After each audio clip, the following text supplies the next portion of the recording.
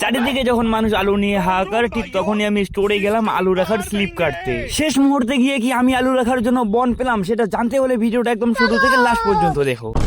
So hey hello আসসালামু আলাইকুম everyone, আমি মজিবুল, একজন ছোটখাটো কন্টেন্ট ক্রিয়েটর। অনেকদিন যাবত আমি কোনো রকম ভিডিও আপলোড করি না, তার কারণ হচ্ছে नरेंद्र मोदी है।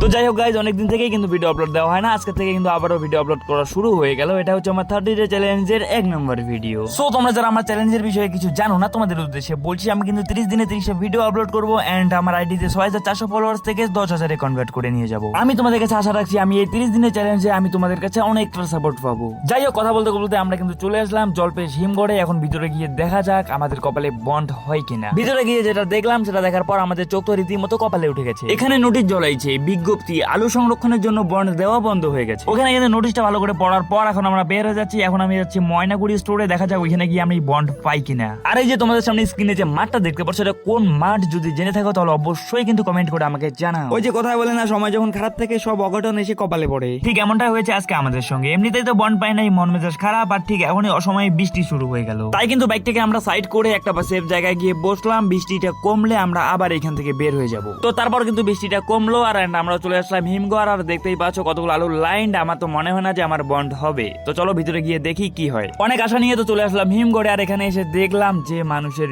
ভিড়, এখানে তো বন্ড পাওয়ার দূরের কথা, দাঁড়ানোর জায়গাটুকুও নেই। তারপরে কিন্তু হালকা করে পুরো হিমঘরটা একটা রাউন্ড মারার পর আমরা এখন যাচ্ছি বাড়ি। সো কালকের ভিডিওতে তোমাদের জানাচ্ছি আমি পরে বন্ড পেয়েছি কিনা। सो गाइस, मिलते हैं कल का एक खानदान ब्लॉग के साथ। तब तक के लिए बाय बाय, टेक केयर।